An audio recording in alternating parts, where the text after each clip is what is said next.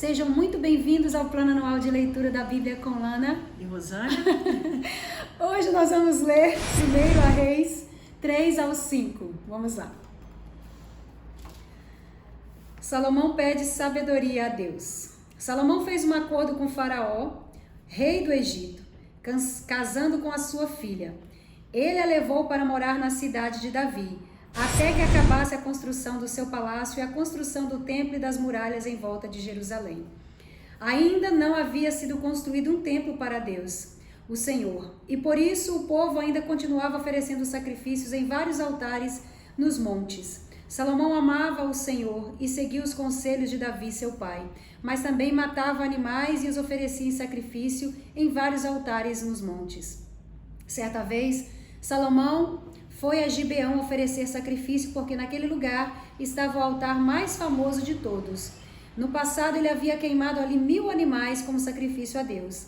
Naquela noite, o Senhor Deus apareceu num sonho a Salomão e perguntou: "O que você quer que eu lhe dê?" Ele respondeu: "Tu sempre mostrastes grande amor por Davi, meu pai, teu servo, e ele era bom, fiel e honesto para contigo. Tu continuastes a mostrar a ele o teu grande e constante amor. Ele deste um filho que hoje governa no lugar dele.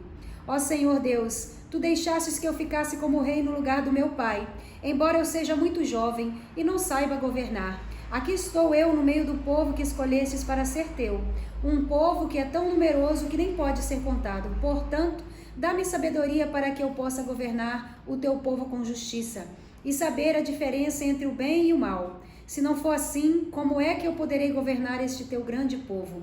Deus gostou de Salomão ter pedido isso e disse: "Já que você pediu sabedoria para governar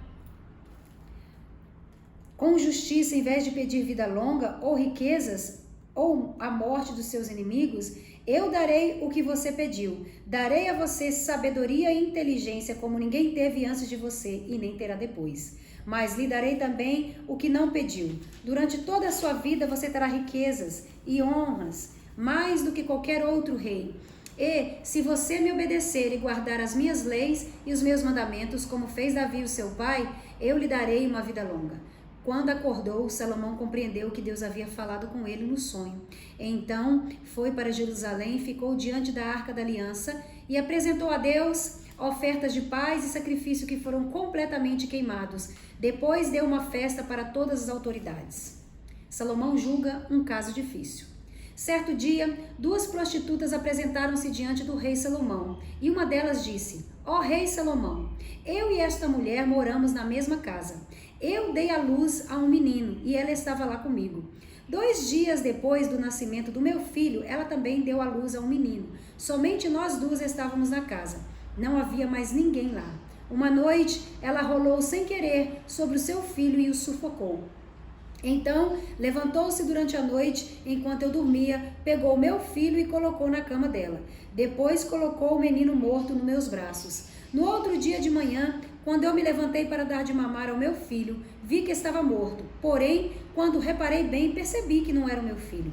Mas a outra mulher disse: "Não é verdade. Pelo contrário, meu filho é o que está vivo, e o seu é que está morto." E a primeira mulher respondeu: "Não, não é não. A criança morta é a sua, e a viva é a minha."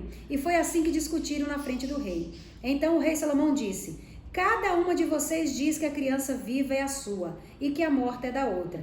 Então mandou buscar uma espada, e quando trouxeram, disse: "Cortem a criança viva pelo meio, e deem metade para cada uma dessas mulheres." A verdadeira mãe do menino, com o coração cheio de amor pelo filho, disse: "Por favor, Senhor, não mate o meu filho, entregue-o a esta mulher." Mas a outra disse: "Pode cortá-lo em 2 pedaços, assim não será nem meu e nem seu." Aí Salomão disse: "Não matem a criança, entregue o menino à primeira mulher, porque ela é a mãe dele." Todo o povo de Israel soube dessa decisão do rei Salomão, e aí todos sentiram um grande respeito por ele, pois viram que Deus lhe tinha dado sabedoria para julgar com justiça. Capítulo 4. Os funcionários de Salomão. Salomão foi rei de todo o povo de Israel. Os seus altos funcionários foram estes: sacerdote Azarias, filho de Zadok, escrivães Elioref e Aías, filho de Sisá, conselheiro do rei, Josafá, filho de Ailude, comandante do exército Benaías, filho de Joiada, sacerdotes Zadok e Abiatar, chefe dos administradores dos distritos, Azarias, filho de Natã. Conselheiro particular do rei, o sacerdote Zabude, filho de Natã. Encarregado dos servidores do palácio, Aizá. Encarregado dos trabalhadores forçados, Adonirão, filho de Ábida. Salomão nomeou 12 homens como administradores dos distritos de Israel. Eles forneciam alimentos dos seus distritos para o rei e o seu palácio, e cada um deles tinha o dever de fazer isso durante um mês do ano. São estes os nomes desses 12 administradores e dos seus distritos: Ben-Ur, a região montanhosa de Efraim; Ben-Deker, as cidades de Maás, Salabim, Bet-Semes, Elon e Bet-Anã; Bet-Ezed, as cidades de Arubote e Socó, todo o território de Éfer; Ben-Abinadab, que era casado com Tafate, filha de Salomão, toda a região de Dor; Baaná, filho de Ailude, as cidades de Taanac, Megido e toda a região que ficava perto de Bet-San, perto da cidade de Sartã, ao sul da cidade de Jezreel, até as cidades de Abel-Meolá e Joquemeão; Ben-Geder, a cidade de Ramote, na região de Gileade, e os povoados de Gileade que pertenciam ao grupo de famílias de Jair, descendentes de Manassés, e a região de Argob, em Bazã, onde havia ao todo 60 cidades grandes cercadas de muralhas e com barras de bronze nos portões. Ainadab, filho de Ido, o distrito de Maanaim; Aimaas, que era casado com Bazemate, outra filha de Salomão, o território de Naftali; Baaná, filho de Uzai, a região de Asser e a cidade de Bealote; Josafá, filho de Parua, o território de Isacar; Simei, filho de Elá, o território de Benjamim; Geber, filho de Uri, a região de Gileade, que havia sido governada por Seom, o rei dos amorreus, e por Og, rei de Bazã. No território de Judá também havia um administrador. As propriedades do reino de Salomão. O povo de Judá e de Israel eram tão numerosos como os grãos da areia da praia do mar. Eles comiam, bebiam e eram muito felizes. Do reino de Salomão fazia parte todas as nações que havia desde o rio Eufrates até a terra dos filisteus e até a fronteira do Egito. Esses reinos pagavam impostos a Salomão e foram dominados por ele durante toda a sua vida. Os mantimentos que Salomão precisava todos os dias eram, 3.000 quilos de farinha de trigo e 6.000 quilos de farinha de outros cereais, 10 bois gordos, 20 bois de pastos e 100 carneiros, fora veados, gazelas, corços e aves domésticas. Salomão dominava toda a região a oeste do rio Eufrates, desde Tífisa, no Eufrates, até a cidade de Gaza, no litoral do mar Mediterrâneo. Todos os reis a oeste do Eufrates eram dominados por ele, e ele estava em paz com todos os países vizinhos. Durante a vida de Salomão, o povo de Judá e de Israel viveu em segurança, e de uma ponta do país à outra, cada família tinha os seus pés de uvas e de figos. Salomão tinha 4.000 baias para os cavalos dos seus carros de guerra e 12.000 cavalos de cavalaria. Os seus 12 administradores regionais, cada um no seu mês, forneciam os alimentos que Salomão precisava para si mesmo e para aqueles que comiam no palácio. Os administradores não deixavam faltar nada. Cada um também fornecia a sua parte, de cevada e de palha, onde eram necessárias para os cavalos que puxavam os carros de guerra e para os animais de trabalho. Deus deu a Salomão sabedoria, entendimento fora do comum e conhecimentos tão grandes que não podiam ser medidos. Salomão era mais sábio do que qualquer homem do Oriente ou do Egito. Ele era mais sábio do que todos os homens, mais sábio do que Etã, o Ezraíta, e do que Emã, Cacol e Darda, filhos de Maol. E a sua fama se espalhou por todos os países. Ele escreveu 3.000 provérbios e compôs mais de 1.000 canções. Falou de árvores e plantas, desde os cedros do Líbano até o isopo que cresce nos muros. Ele falou também dos animais, dos pássaros, dos animais que se arrastam pelo chão e dos feixes. Reis do mundo inteiro souberam da sabedoria de Salomão e mandaram pessoas para ouvi-lo. Capítulo 5. Salomão prepara a construção do templo.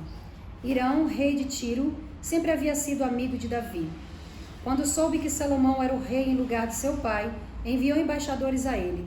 Então Salomão mandou a Hirão a seguinte mensagem: Você sabe que Davi, o meu pai, teve muitas guerras contra as nações ao seu redor. Por isso, ele nunca pôde construir um templo dedicado ao Senhor, seu Deus, enquanto este não fez com que ele derrotasse todos os seus inimigos. Mas agora o Senhor me deu paz em todas as fronteiras, e eu não tenho inimigos, e não há perigo de ataques. Deus prometeu o seguinte a Davi, o meu pai: o seu filho que eu vou pôr como rei depois de você, construirá um templo para mim. Portanto, eu resolvi construir um templo para a adoração do meu Deus, o Senhor. Por isso, mande cortar cedro do Líbano para mim. Os meus operários trabalharão junto com os seus, e eu pagarei os seus operários o quanto você quiser. Como você sabe, no meio do meu povo não há quem saiba cortar árvores, tão bem como a sua gente da cidade de Sidom. Quando recebeu a mensagem de Salomão, o rei Hirão ficou muito contente e disse: louvado seja hoje o Senhor, que deu a Davi um filho cheio de sabedoria, para ficar no lugar dele como rei daquela grande nação. Depois que mandou dizer a Salomão o seguinte: recebi a sua mensagem e vou atender o seu pedido. Vou providenciar os cedros e os pinheiros. Os meus operários levarão as toras do alto dos montes Líbanos até o mar e farão jangadas com elas. Depois as levarão beirando o litoral até o lugar que você escolher. Ali os meus operários desamarrarão as toras e os seus operários tomarão conta delas. E eu gostaria que você fornecesse alimentação para os meus operários. E assim Hirão forneceu a Salomão toda a madeira de cedro e de pinho que ele pediu. E cada ano Salomão forneceu a Hirão 2.000 toneladas de trigo e 400.000 litros de leite, de azeite, de oliva puro, para alimentar os homens dele. O Senhor Deus cumpriu a sua promessa e deu sabedoria a Salomão. Havia paz entre Hirão e Salomão, e eles fizeram um acordo entre si. O rei Salomão convocou em todo Israel um grupo de 30.000 trabalhadores forçados, e pôs Adonirão como chefe deles. Salomão dividiu esses trabalhadores em 3 grupos de 1.000 homens. Cada grupo passava 1 mês no Líbano e 2 meses em casa. Salomão também mandou à região montanhosa 80.000 homens a fim de cortar... Deixa eu marcar isso aqui. Ai, meu Deus, onde é que eu tô? De cortar pedras. Pedras e 70.000 homens para carregá-las. Ele colocou 3.300 chefes para dirigir o trabalho deles. Obedecendo às ordens do rei Salomão, eles cortaram grandes pedras de boa qualidade para o alicerce do templo.